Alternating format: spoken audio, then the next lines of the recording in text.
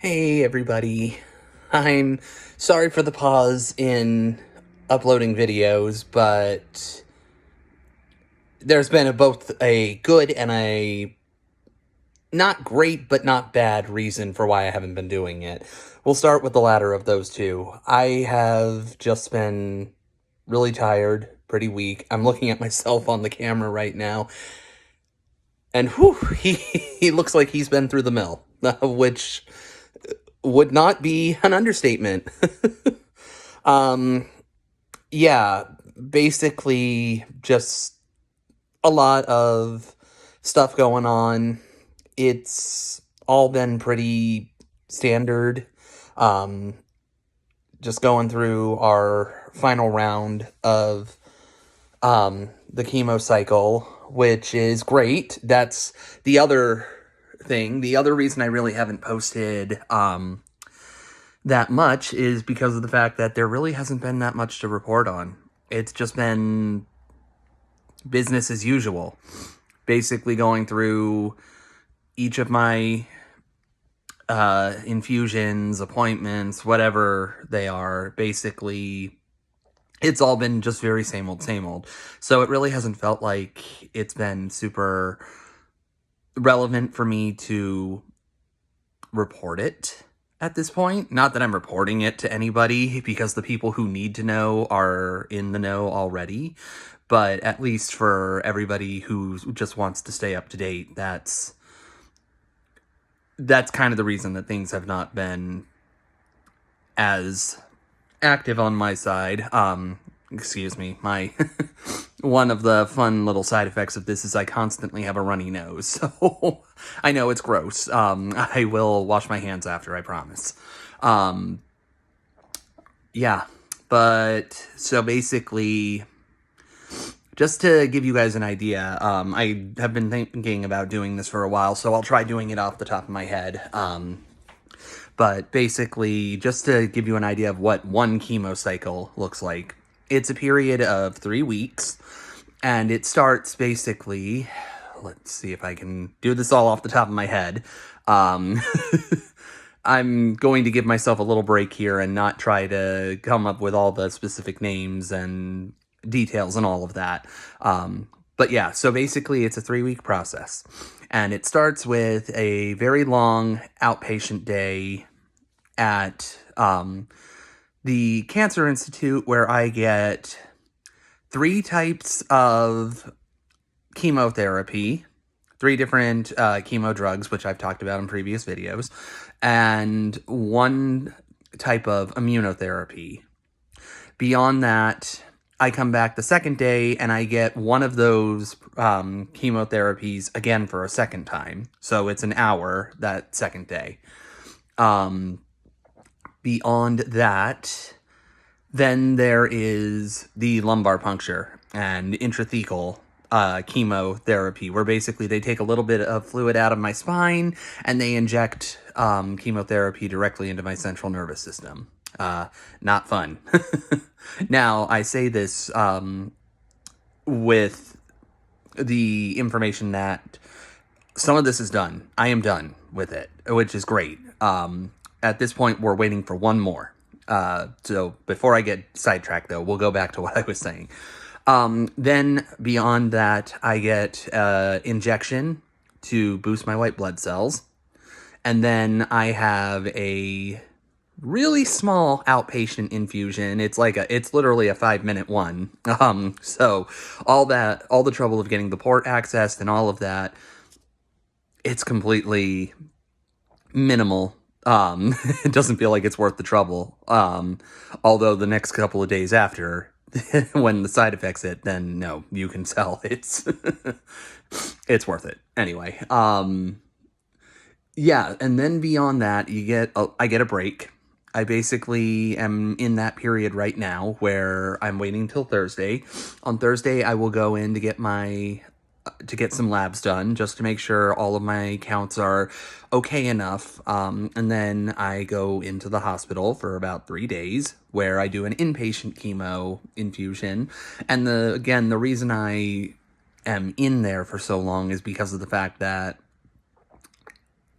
they just have to monitor me. It's literally 1 hour of chemo and then 2.5 days of just constant vitals taking and blood work.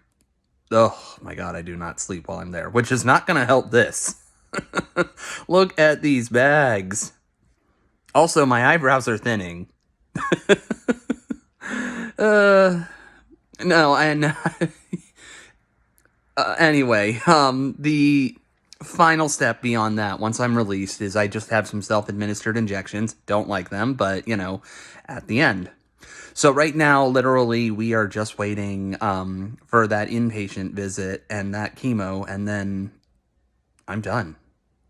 Well, at least. That's what we're manifesting. My nurse practitioner likes to speak in positives, so we are trying to at least be positive that I will be negative by then.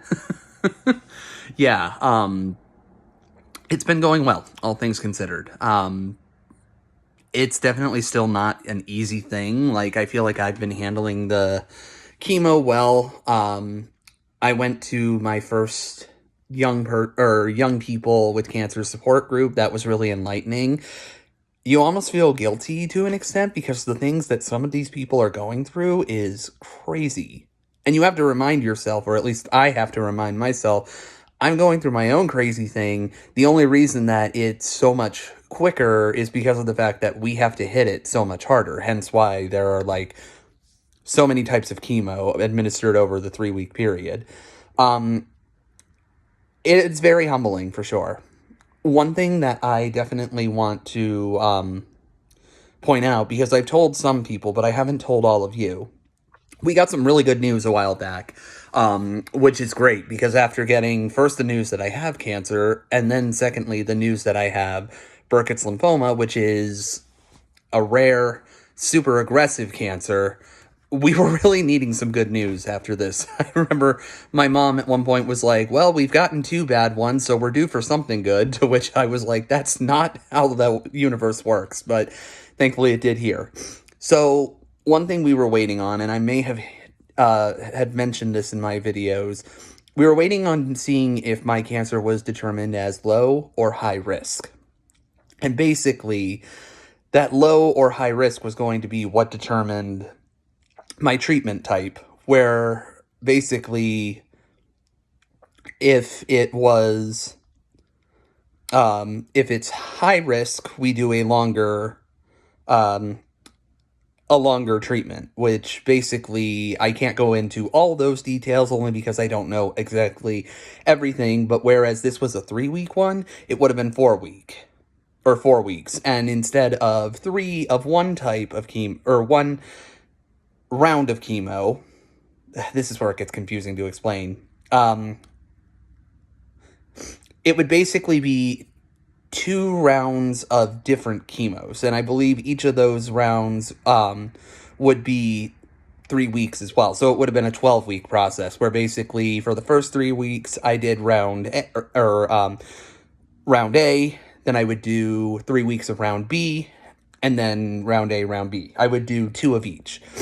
The difference with that one is it would have been much more aggressive on my body. My central nervous system apparently would have been or just basically the ground zero, the side innocent bystander that would have taken a lot of hits, so it would have been bad.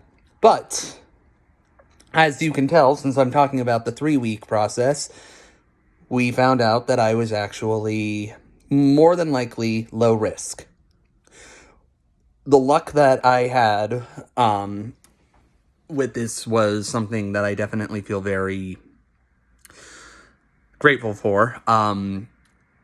I think we were able to stage the cancer, and it looks like, more than likely, I'm stage 1, which, for those who don't know, it's the earliest stage. And with lymphoma, that's a very good thing. A lymphoma is weird because the cancer can move so fast since it's in your blood.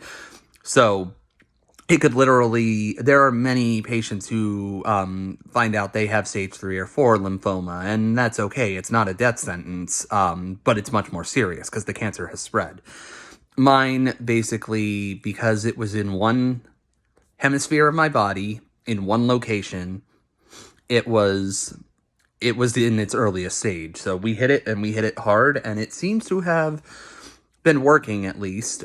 We just got the results from my last lumbar puncture. Just not going to be able to say that without grimacing. But there's no cancer in my brain or my central nervous system, so that's great. It's all good at this point. But yeah, right now the game that I am playing is trying to deal with side effects and also trying to deal with temperature. Over the last few days, I've kind of been up and down a little bit with that. There was a point where I was 99, there was a point where I was 98, there was a point where I was 100. Like, I mean, it thankfully, and now I'm back down to 98. Like, that's the thing. If I end up getting anything like above 101 that lasts for an hour, I gotta call them, and then I get to go into the hospital early. So we're praying that I don't have to have another unplanned stint for a neutropenic fever. Please no. So, once we get through all of that, I am sorry, I am just so gross right now.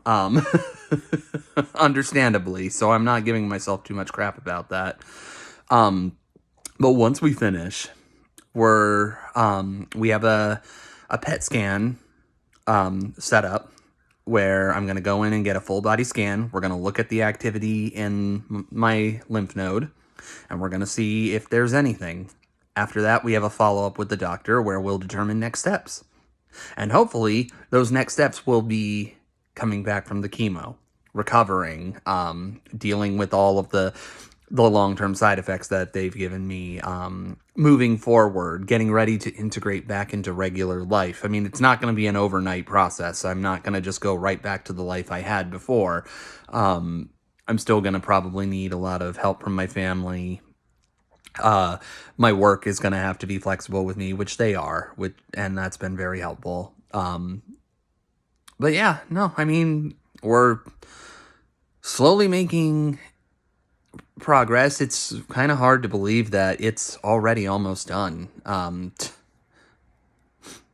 I was about to say I can't wait to see all of the psychological effects that come with it, but I should clarify that and say I'm interested to see what the side effects, the mental and psychological side effects of that will be, just because I'm sure I'm going to be excited that I feel normal. I was just telling one of my friends that I just can't wait to actually have a normal day where I don't feel gross of any kind, where I just feel regular. But I'm also expecting to have a ton of stuff like, oh, a new bump appears on my body. Oh God, is that cancer? You know, like all of that. And luckily, a lot of the support services that I get right now they don't go away when I finish chemo. There's a lot of support that comes for the after process as well. The, things like counseling, dietitian services, because again, the cancer's bad on your body, but the chemo is worse. So it's not like I stopped taking the chemo and suddenly I'm back to who I was. My hair is, as you can see, it's slowly coming back, although we're in this annoying phase where some of it's falling out. I thought about just shaving it all off again, but because we had 2 chemo infusions at the time, I was just like, if it gets that bad, maybe, but until then, let's try to keep as much of it as we can. And good timing, too, though, because again, like I said, I think my eyebrows are starting to fall out. So really, I got spared the worst of the hair loss outside of the official hair,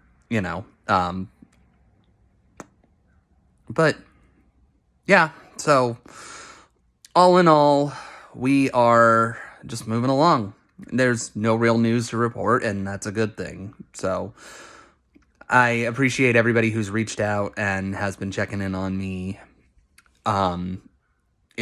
it's been helpful. I'm sorry I've been terrible about replying or posting. My life has just become, at least with my phone, it's been a lot of just people checking in on me, being like, how are you doing? How's your health? Is everything okay?